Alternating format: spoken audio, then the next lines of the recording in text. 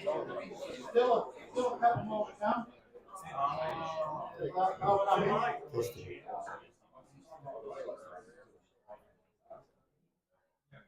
Very good. Thank you everyone for making the effort to come tonight. It's not too often you get a guy or a speaker like this in anywhere rural in Australia, so I think it might be the first time you give a talk in rural areas in Australia, Phil. Yeah, been a while. Well, just before we go on, some people haven't eaten yet and so forth. Does anyone want to have a meal here at the hotel? If you please show your hands and I'll tell the public and I'll keep the bar going. So anyone who's interested in a meal? The guy explaining. One, two, put your hands up on and I'll do the count. That's why I got the hand out. So it's okay. 4, 5, 6, 7, 8, 11, 12, 14, 15. Yeah, right, yeah. All right. You haven't come here to hear me talk tonight. You've come to hear Philip Anderson. So we can work that some out of you during have the break. travelled a long way. Congratulations. So you want a presentation for now? I don't need it for the break. A long time ago. I'll go into that in a minute. I saw Phil down in Melbourne. We were talking July last year. And down in Melbourne, there was only about 45 people there and so forth. And I said, next time you come back, I said, what about coming up and doing a workshop at Bendigo? And he said, yeah, that sounds all right. How many people do you reckon you get? And I said, oh, I might get 40 to 60 and so forth. So we've got the top end of that. So, and it's quite a commitment from you people to travel a long way. Some from Port Macquarie, some from Broken Hill, Wagga, Warrnambool. So there's quite a distance travelled. But anyway, tonight should be a very interesting experience. I remember I was subscribing to Port Phillip Publishing and they put out a little DVD, yeah, that's right. It was called CD. It was, and it was called Remembering the Future. And I got that in about September, and I was that busy at home working on the farm, and I didn't have a chance to listen to it. Anyway, being a farmer, you know there's cycles up and down, as most people know in business. There's up and down cycles, and you just don't know how they work or what drives them and so forth. Anyway, Boxing Day, I put this tape on. I couldn't believe it. When I put it on, I thought that's exactly what I want to know. So anyway, I enrolled in Phil's EIS group down in Melbourne and so forth, and the rest is history. I went down probably about 3 weeks later, we had his first workshop. Went back another 3 weeks later, we had another workshop, and he said, where are you from? And I said, from up at Bendigo. He said, what are you doing? I said, I'm a farmer. Yeah, right, what do you want to gain out of here? Do you grow grain or something? I said, no. I said, I'm wool. I said, it's sheep farming. He said, I can't help you. I said, I can't help you. Most people, when you say wool and sheep, they look at you a little bit different. So anyway, that's a lo and behold. And I said, well, what do I do? He said, go home and study. I said, yeah, right. Where do I start? He said, well, you start big and move down. Anyway, so I left there. I went home and played around. Eventually, I worked it out and how it worked and so forth. And a few years later, there's a few people in here who I told in 2014 the wool market had peaked in 2018. But I was about 9 days out, so I haven't quite got the timing right, but I'm close. But I have learned it could be a little bit of a twist in the universe, so I don't know whether that's right or not, but Phil might tell me later. So anyway, that's how it came about and so forth. And look, there's many cycles. I'll give you another example. 2 years ago, we had the Australian Sheep and Wool Show. There was a guy I was buying rams from up Forbes, and he said, I'm glad when this is over. He said, I'm looking forward for a break towards the end of September. He said, I'm going to go away. And I said, where are you going? He said, oh, I'm going over to the Middle East. I'm going to Israel. So I just made a comment and I said, oh, whatever you do. And I said, be careful going over there. I said, could be a war on at that time you're going. I said, when are you going? He said, October the 7th. I said, yeah, righto. He said, you reckon it's going to be there? And I said, I reckon it's going to be Israel and Iran. I said, I'm not sure. I said, I was slightly up Ship Creek. I said, in 2022, because I said I forecast there could have been a war because it was coming back to the Korean War cycle. It was coming in, and I thought it might have been North and South Korea or China and Taiwan, but I got it wrong. It was Russia and Ukraine. Started exactly the anniversary date of the Korean War. So there is cycles out there. They happen in housing cycles. They happen in monetary cycles. They happen in commodity cycles. So when you leave here tonight, Phil will show you the 18.6 year cycle. So you'll get it grasped, and then you start with them a bit broader and so forth, and you see what happens. So that's enough out of me. I'll hand over now to Phil, and yeah, take it away. Thanks, Phil. Thanks for coming up.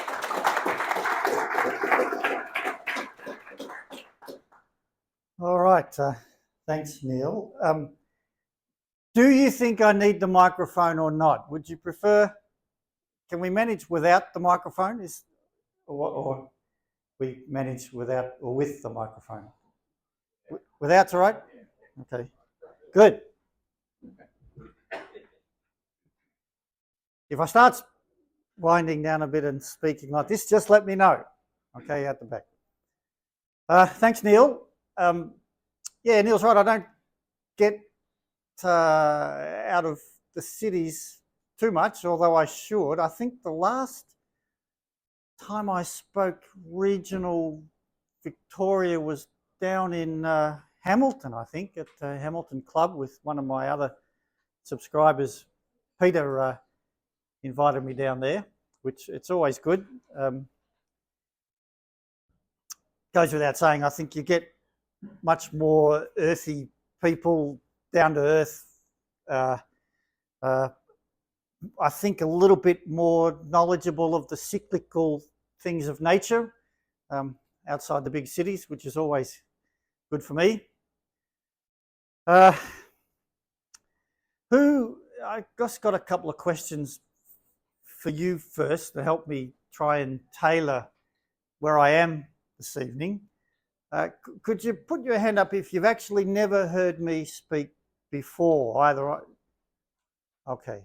All right. So good. So I've tailored. That's good for me. That now I know that. So I've tailored. I'm really going to start. I want to start from the basics and see how we go.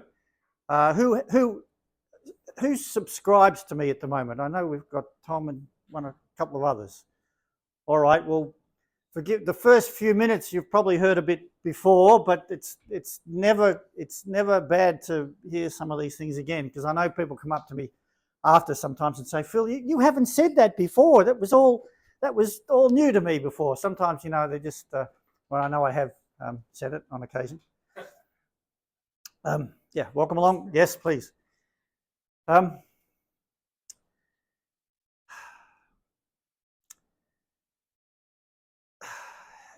It's never easy to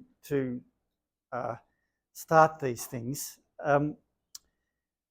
See, the thing is, you know, if I was to just right now say, well, property or real estate, it has a cycle, goes up and down.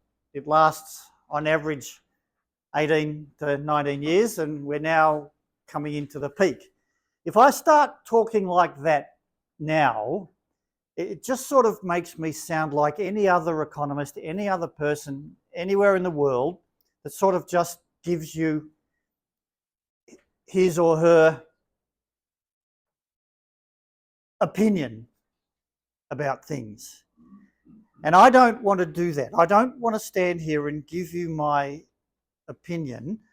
I want to be able to be in a situation where when you leave tonight, you'll have a very good understanding of why I say what I do. I think that's the best thing I can give you when you leave here. So then you're able to work it out for yourself about where we've been, what might be coming forward, and you can give yourself a bit of a chance to withstand what I think is coming. Now, all right, well, some people don't always like that, but let me give you an illustration of the topic of economics in a sense, because I don't think there's one economist around the world that actually knows what they're doing. So, and let me give you the reason why. Here's a pencil, and if I was to drop this pencil, if I just let it go, you all know that the pencil's going to hit the ground. Yes, because you've studied your science, you're prepared to accept what Newton says about gravity and what Einstein had to say about the relativity and things, and you know that the laws of the universe says if I drop that, you know, in the present time existence where we are, it's going to hit the floor. And nobody would ever argue with that, really, from that position, because it's well accepted. The problem is when you get to economics, people don't have the same understanding of the central law of economics, and that's because it has been completely written out of economic textbooks.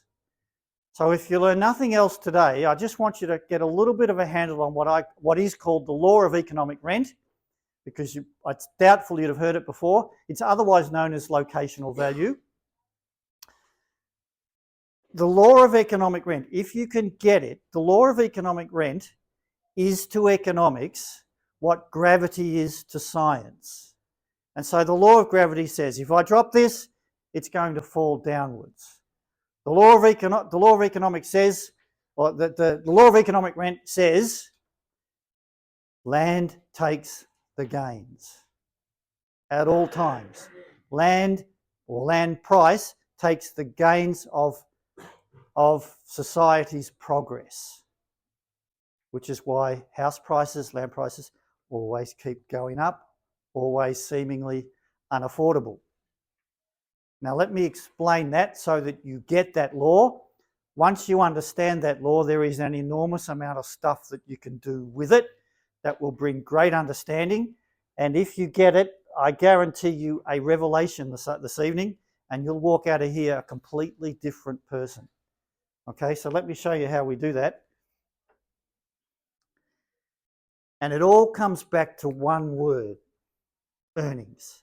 So I want to spend the next half an hour a little bit explaining to you a little bit about how that is. Once we've done that, then I can show you what I study, and then I can give you my conclusions. So it's all about earnings first.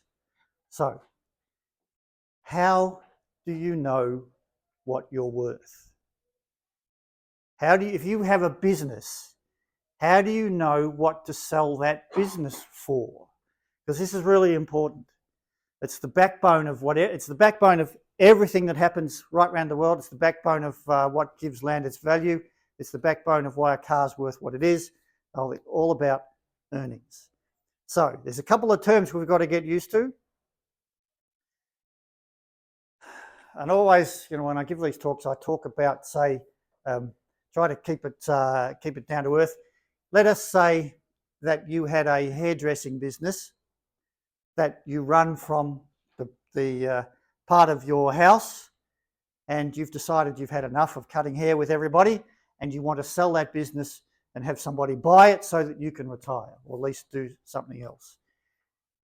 How do you know what to sell that business for? How do you know what to offer it for? How do you work out what is a reasonable price to sell it for to somebody who might come in? Well, it's all based on earnings.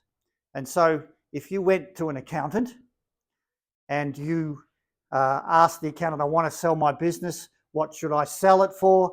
The accountant will ask you immediately, well, how many haircuts do you do a year? Or what do you make a month? And you'll probably say, well, I end up everything with what I do with my earnings. I make about, say, $50,000 a year for cutting hair 2 or 3 times a week as a part-time type business. And your accountant will immediately say to you, well, okay, you should offer your business for sale at $100,000, which is 2 times earnings. So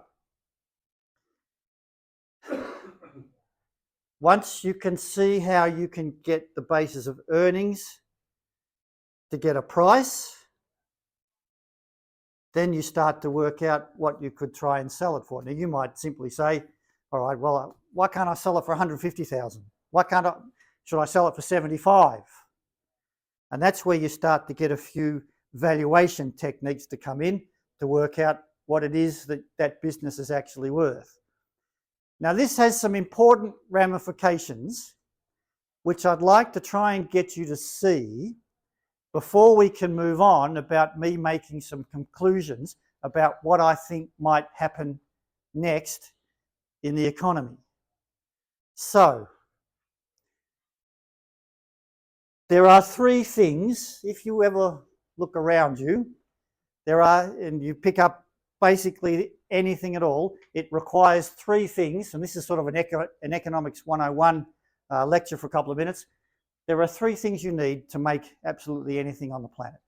You need some land, you need a bit of labour, and you need some sort of capital, or capital, we'll call that capital equipment.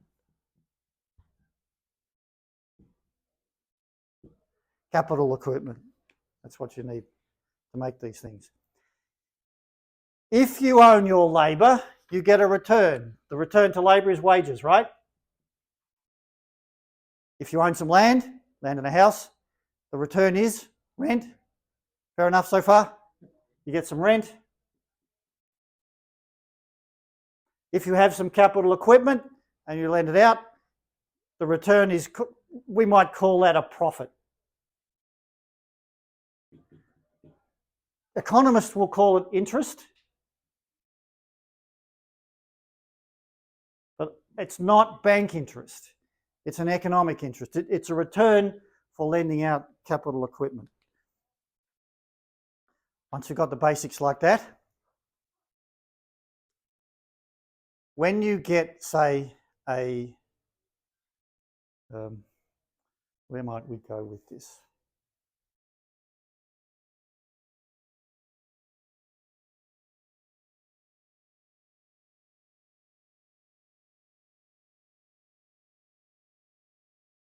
When you've got a motor vehicle is worth, what's an average price of a motor vehicle today? New car, 30,000, would that 25? 50 even, okay. Why does a motor vehicle cost $50,000? Well, would you say there's some labour in it? You've got to have a bit of land on which to produce the car and manufacture it, and you need all the capital equipment. So General Motors will work out, well, we break down all the parts, we then, to cover our costs of everything, it's cost us 45, well, we might sell it for 100. Why don't General Motors sell the car for 100? Because Toyota will come in and say, well, if General Motors are doing it for 100, we can do it for 50. So competition keeps the prices down mostly. Yes? You okay so far? Now, just as a bit of an aside, right? We've now got a guy in the White House who loves tariffs. If General Motors produce a car for 50,000 inside America, and for competition, Toyota brings in the cars from outside, from Japan, and they sell for 50,000, you've got a sort of equilibrium. If Donald Trump says, well, I just think that the competition's unfair, I just think that we should have more, these Toyotas should be produced in America, I'm going to put a tariff on Toyota cars of 25%. Suddenly Toyota is now sold in America for 60,000. What's General Motors, what's the first thing they're going to do? Put the price up. Yes, Donald Trump doesn't seem to understand this. That's inflationary. Pigeonhole that for when we come back towards the end of the evening. All right? Now,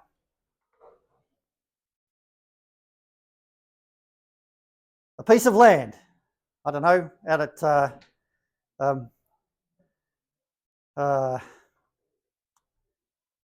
from Bendigo, say we're going out towards Shepparton. What is it, Hinckley? It's not Hinckley, what is it? What is it? Huntley, okay, yes. What's the price of land out at Huntley, one of those new builds that they're going on the outsides of there? What's the price of a block there? That might be the farm. What about the actual house, the house and land packages that they might be selling there? 150 for the block of land? Why does the block of land out there cost 150,000? Yeah, well, is there any labour in it? A little bit? Not really. Is there any capital equipment in it? Maybe, which would add to the price perhaps, but let's say you go to a block of land that's not got any sewerage or electricity connected. There's still a price to it, right? So there's no capital equipment in it, there's no labour in it. Where do we get the price from? Perhaps what somebody's prepared to sell it for. I've got to meet in the middle somewhere. Yeah, it's called now locational value. I want you to pigeonhole that as well. Okay, now we've got to go to price and earnings. Now, if you're not following, that's okay, because I bring it all together. But I just want to make sure, because I suspect that Donald Trump's a bit like the old Alan Bond, that he knows the price of everything but the value of nothing. And I think we're about to see how that is going to go going forward. We have to make sure we know our difference between price, earnings, and value. So, if we were to talk about the stock market for a minute, and so we've got Company A and Company B. The price of Company A shares is $10. And it pays a dividend of $1.10. The price of Company B shares is $1, and it pays a dividend of 10 cents. Which is the more expensive share?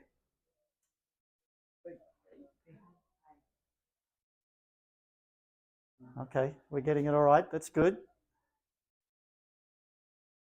Always related back to earnings. So, you pay $1 for the share. You get 10 cents a year. How many years to make your money back? 10. $10 for the share. It pays $1.10. How many years to get your money back? 9. This one's the more expensive share. Can you see that so far? All right, that's good. Now I've got a concept that I hope you can grasp. Very few do, but if you can grasp this, then you're well on your way to a complete paradigm shift in what we're doing. All right? So, you've all heard of Karl Marx, I assume. Mostly? Would that be right? Okay. Let us say I am the great-great-grandson of Karl Marx, and I've come to Australia and I've decided to stand for election at the federal level, and I have just one policy. My policy is that I'm going to tax the earnings of all corporations at 100%. And let's say I win the election by some sheer unbelievable thing. So the policy is to tax corporate earnings at 100%, or even say 99%, but no taxes anywhere else. Just tax on corporate earnings to pay for all of the government. If I was to tax these earnings, what would be the price of, if I was to tax that at 100% a year, what would the price of the shares be? Zero. Can you see that roughly? Because you're taking away the earnings, right? You with me so far? All right.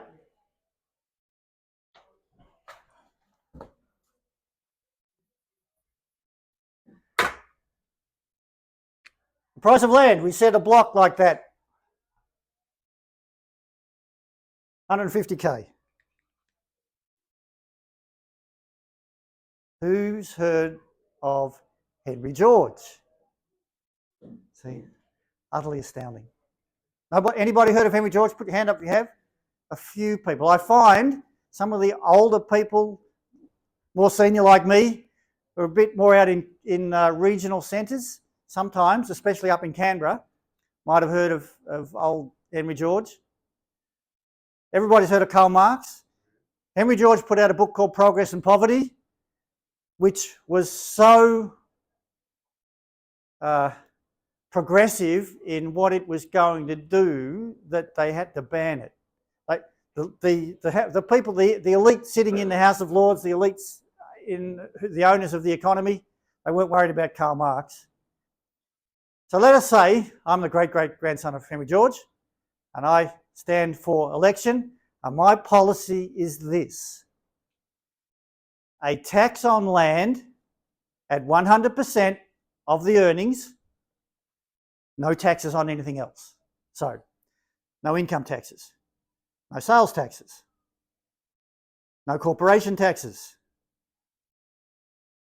What else? What other taxes do we get? Huh? GST, no GST, no council taxes, no taxes on anything except a tax, what you might call a land tax.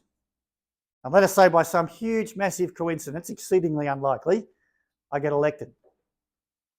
And so the policy is put into place. No taxes on labour, absolutely no taxes on labour, no taxes on capital equipment. There are in Australia, I think, 140 different taxes. Get rid of them all. Except the revenue now is raised by taxing the land. Now, generally, as I've tried to show you, price is a function of earnings. Normally, under normal circumstances, the price of land is usually 20 times earnings. So, for want of a better number, let's just say we had 100K as the price of the block of land. I'm Henry George's great-great-grandson. I tax the earnings away. So the earnings based on 5%, 100K is going to be 5K a year, right? If you had a rates notice, because you're more probably familiar with a rates notice, if it says the value of the land's 100K, net annual value might be 5K, which is the earnings. So Henry George's great-great-grandson says, I'm going to tax those earnings at 100%. So that means your only tax to pay for the entire year would be $5,000. If I did that, what would be the price of land? Zero. Exactly the same like a corporation, like a company. Zero. Now, by the time you get out of here, if you want to try, for me to explain these things effectively, to get it, you have to try and visualize a society with a zero land price. These days, it's almost impossible for anybody in the world, because we are so used to buying and selling land and houses. It's almost impossible for anybody to visualize living in a society where the land price is zero. Taxing that land at the earnings, at 100% of the earnings, so it's 5K every year, which you'd be paying to the corporation, to the government, or perhaps the local council,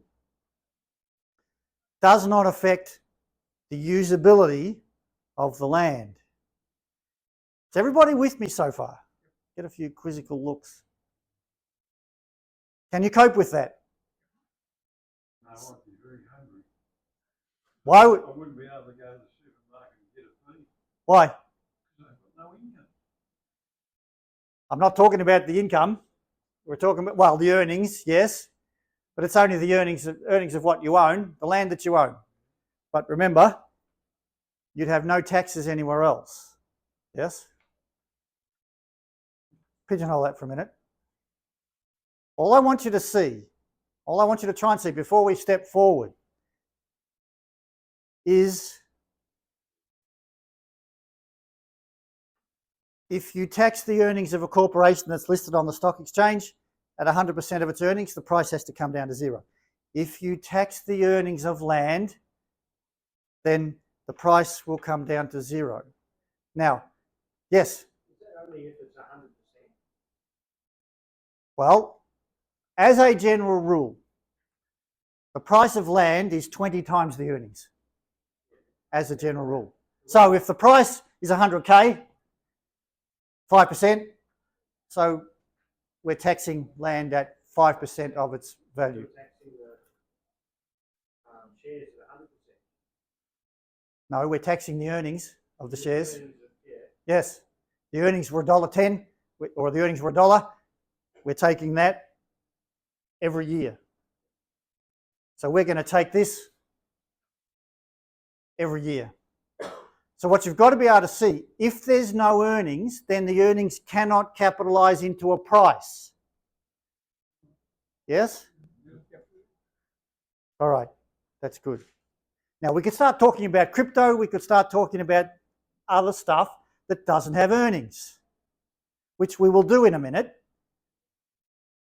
In the downturn, whenever the downturn happens, there's another downturn coming. Usually, things that don't have any earnings generally go back to zero, which is why you have to know whether your asset earns something. Now, this is important because we don't tax the earnings of land. We tax everything else. But anytime somebody stands up and says, and you can think about this yourself, when the council increases your rates, do you like that very much? We hate it, right? And I don't blame you, because as a business, you can't, in the finish, oh, we've got so much to talk about. In the finish, you can't tax everything. And the I don't even want to get to real estate cycle yet.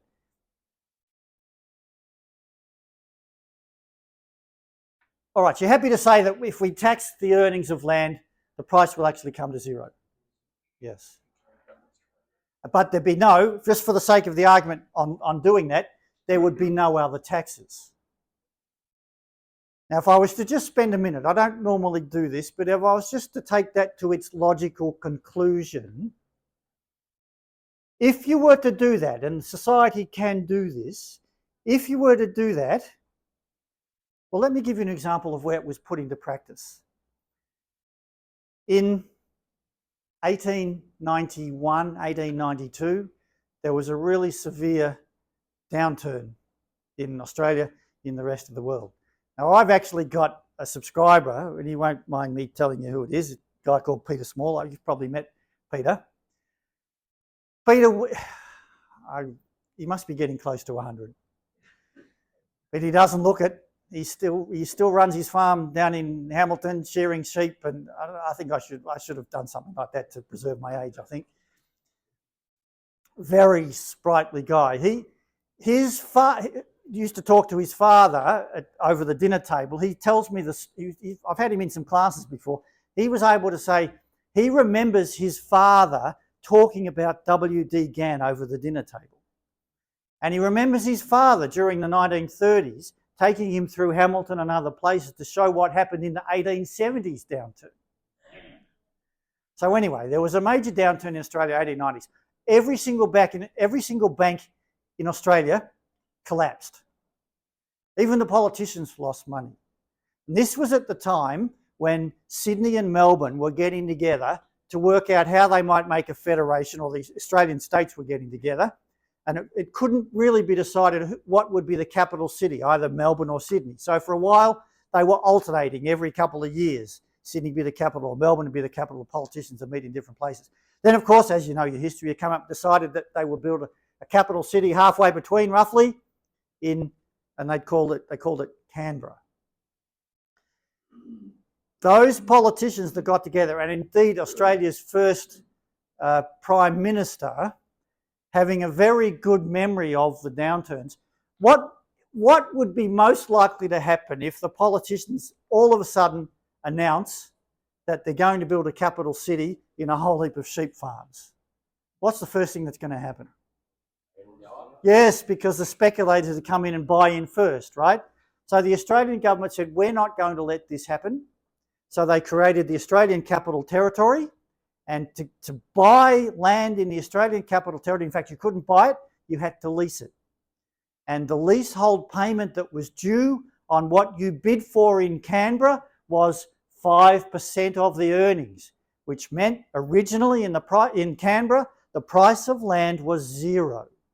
And that's exactly what the politicians wanted, because they did not want another real estate cycle after the 1890s, and they did not want speculators to ruin the probability of a very good capital city. And that process went on for 60 years. So this has been put into practice, and it would work. So, if you could picture a society where the only revenue that a government raised was from the earnings of land, no other taxes, you actually could live without a government. There'd be no other taxes. So all this stuff that Donald Trump and with Elon Musk that they're trying to do in the US to reduce the level of government, to rid itself of the corruption that, you know, I'm sure they're going to find some, obviously, because we all know that happens. It's just, all it's going to do is generally create misery, because it doesn't change the system. It doesn't change who are the owners of the land and the rent that they are collecting. So it isn't going to have any effect on the real estate cycle at all. Because if we don't collect the earnings of land, then we absolutely must get a real estate cycle. Must. It is inevitable. And so we've got the system today that grew out of the 1890s and the 1910s and the 1920s. The second thing that the politicians did in 1901, they realised that we needed a bank, because all the other banks had shut. So the Australian Commonwealth founded Australia's Commonwealth Bank to lend money. But remember, if you went to Canberra to live, you did not need to get a loan to buy the land, because the land was free. You simply had to sign a piece of paper, pay 1 year's rent, which is the average, whatever the price was set at the particular time, and you then had the right to live and work in Canberra. You got the land, you paid a leasehold payment every year, and then had to build. It was yours, you had title to do with what you wanted, but it was a leasehold payment. But yes, you had title.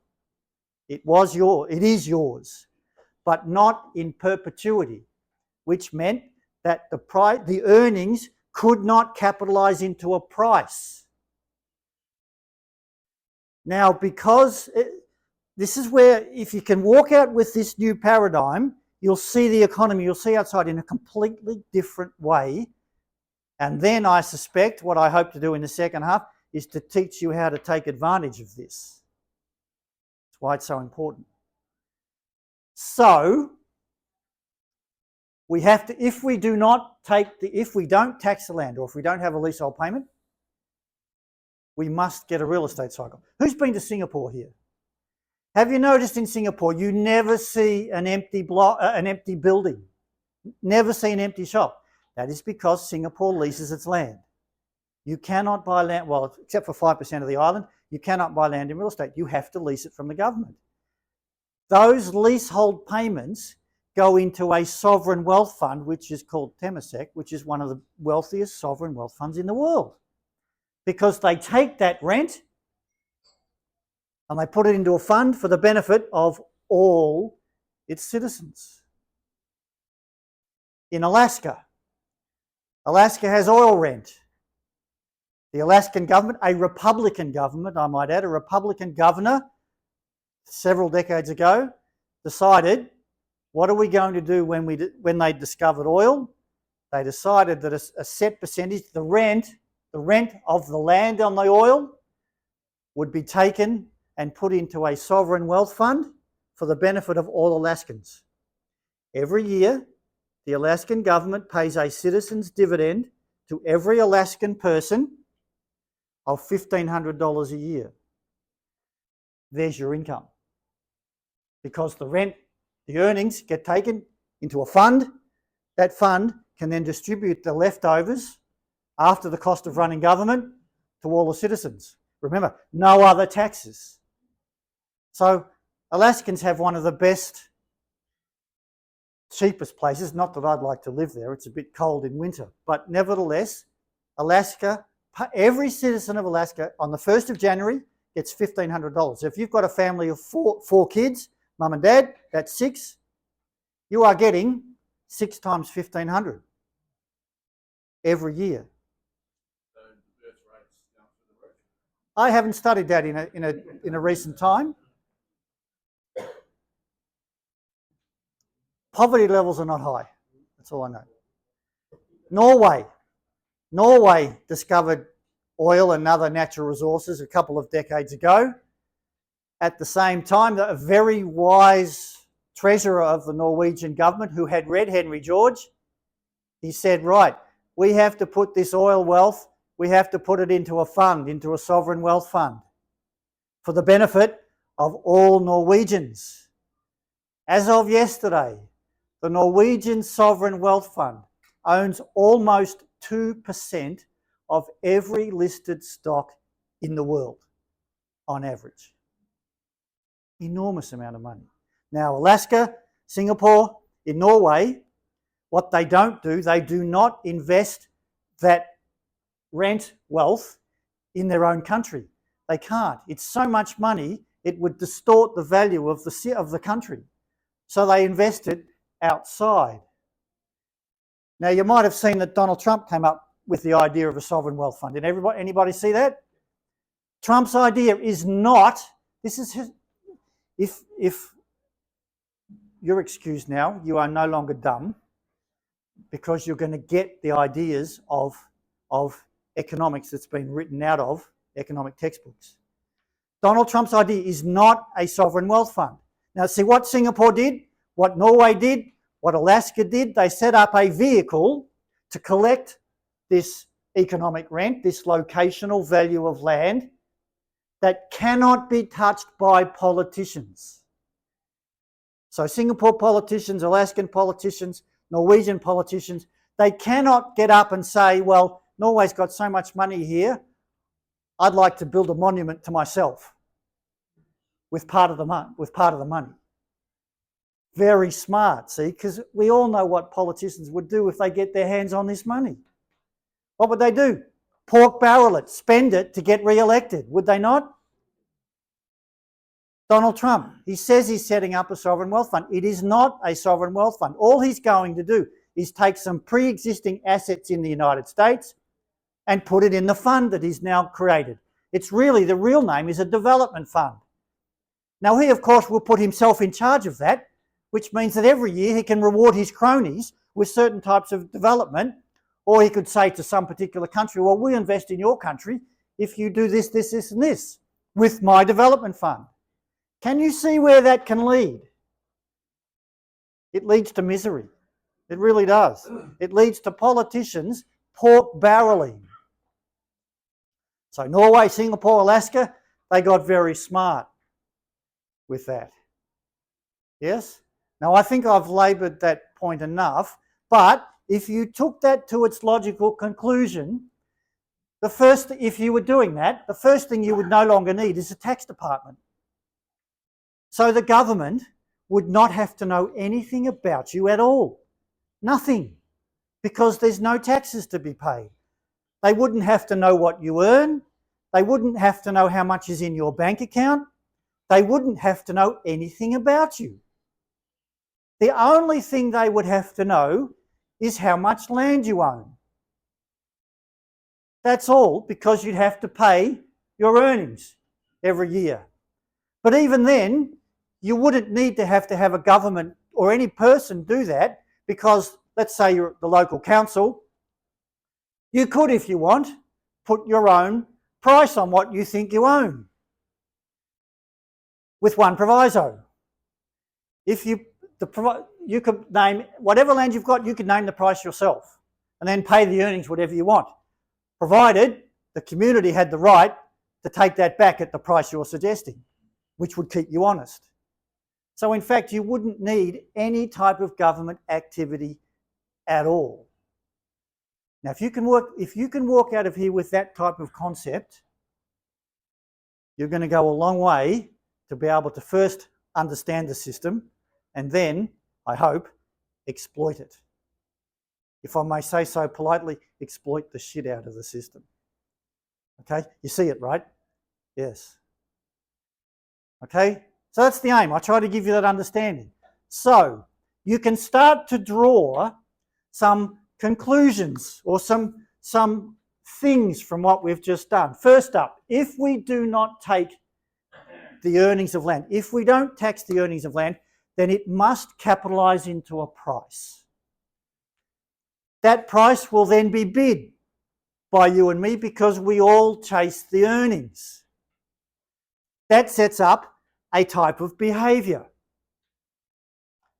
It sets up a bit of a wave where, if conditions are good, if there's plenty of rain, if the farmers are having a good couple of years, they're able to afford to bid more for the neighbouring property, which they do. That then usually brings in good money into regional towns, feeds into city centres. It also means there's more people able to go to the bank because the bank love to lend money on real estate. You go to the bank and ask them for 50 grand to buy a car, they scratch their head. You ask them to borrow 100 grand on the land, what's the first thing the bank says? Well, we'll give you 100 grand, but you've got to give us the ownership of the land until you've paid it off. So, as conditions get better and better, people have more access to a bank, more access to a loan, they can bid more for the property. Now these days, the price of the property has to some extent become completely irrelevant. How do you judge whether you're going to buy a house or not? It's based on how much you earn, isn't it? The bank want to see what you earn, and they'll lend you a set percentage of what that is. So the prices become meaningless. So as the economy heats up, as it gets more prosperous, the price of land must what? It must go up. That starts a real estate cycle. And so the better things get, the more we start bidding, we all go to auctions, we become speculators, we become knowledgeable in real estate, and before you know it, we've got a system out there that is what it is today, which is why I try to show you to always know the difference between price and earnings. My father was one, always being I guess a typical accountant, my father had a good idea of what was overvalued and what wasn't, which stood him in pretty good stead not to overbid on some assets. Do you remember Alan Bond years ago? What did he pay, $1 billion for Channel 9, whatever it was? Which he sold to Kerry Packer, and Kerry Packer told him he was an idiot. And Packer bought it back 4 years later because it seems that what happens is we get to a situation, as the economy heats up more and more, we get to a situation where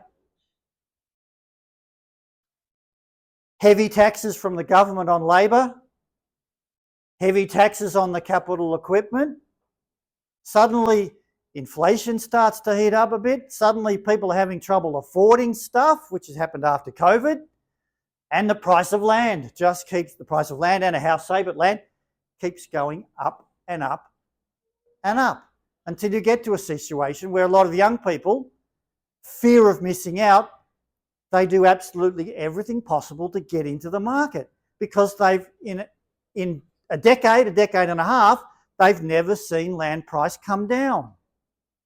So for them, their entire existence, land price always goes up.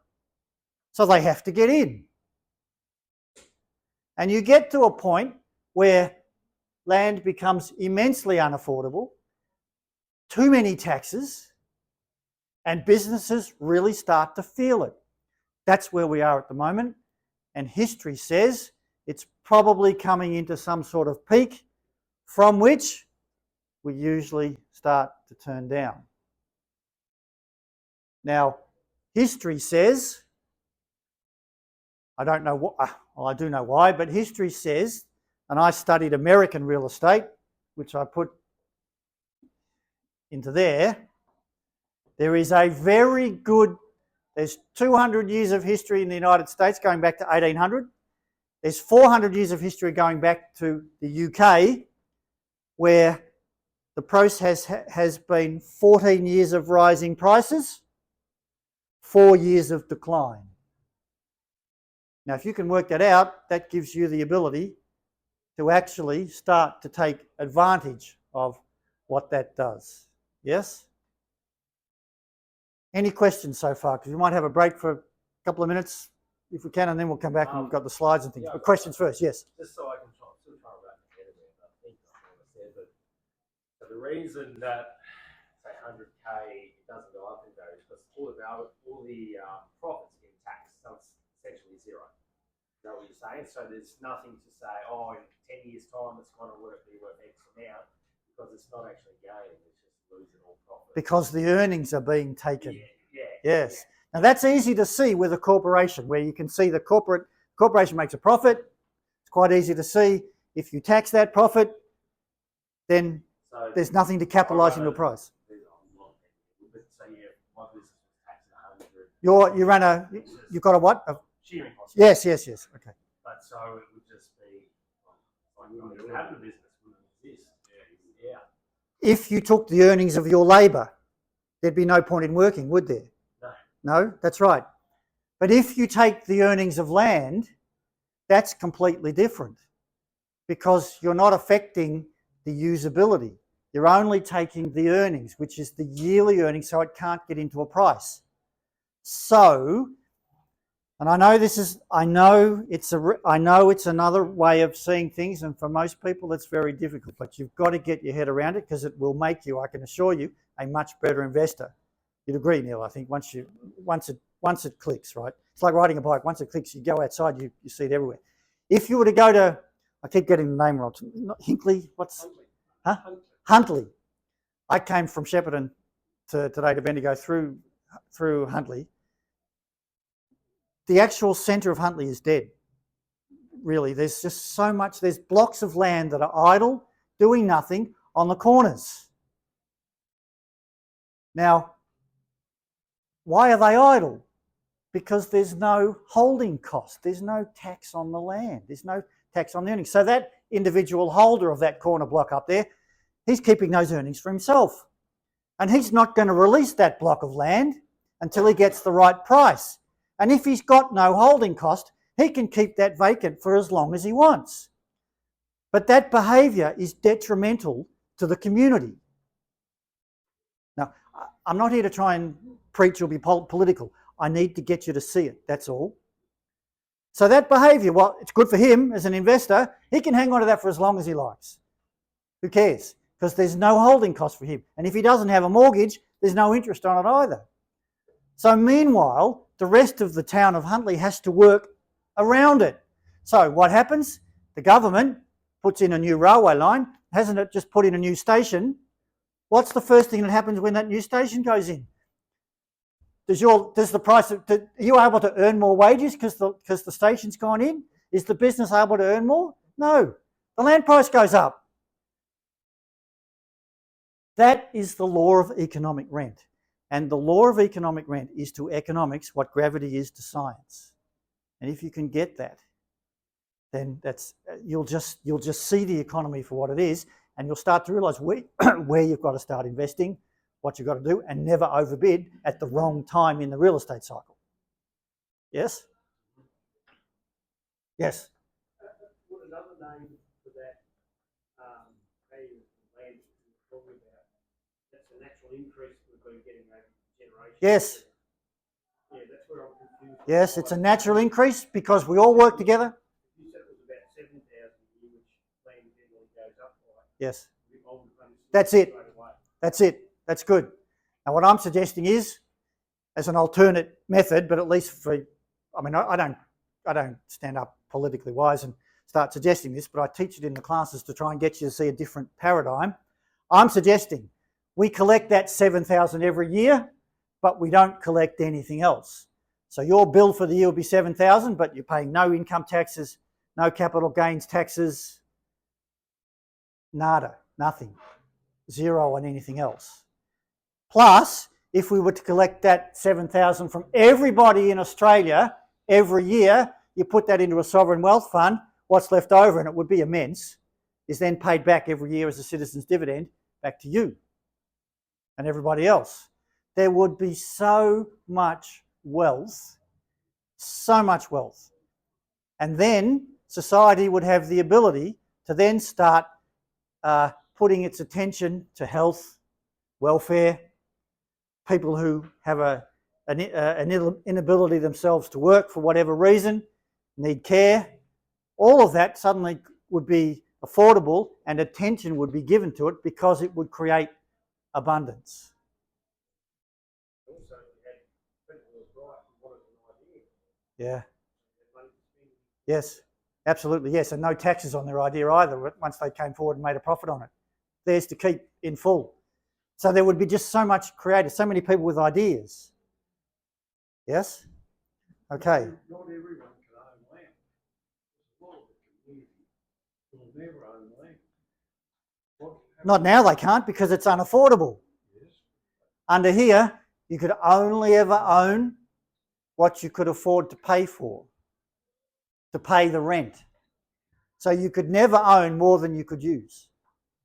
That's the difference. So the person who owns the block in Huntley, which and there was another block on a corner block. I had a cup of tea at Elmore. There's a great bakery there, but on the other side is completely vacant blocks, all as far as you can see. Those owners could never afford to keep that vacant if they had to pay the earnings yearly to Elmore Council. That's all I'm suggesting, okay? I'm not out to change the political system. I just need to get you to see it so we can start to make some very effective investment decisions in the second half. Why isn't it taken off all over the world? Why is only Norway and Alaska and Singapore done it? Yeah, I appreciate that question. Henry George proposed this in 1879. He wrote a book called Progress and Poverty. It's a fantastic book. Yes, you'll be able to, it'll come up with a whole heap of stuff. Very good reading if you get to it. Now, Winston Churchill, I'm sure you've all heard of Winston Churchill. Winston Churchill was elected to the House of Commons he spent his entire time stumping for Henry George. But it's never mentioned in any of his autobiographies. Now, the people that had to shut Henry George down were the people that sat in the House of Lords, because they were the people that were going to pay the bulk of that earnings from land, right? Suddenly they'd be out of business because they would no longer be land lords.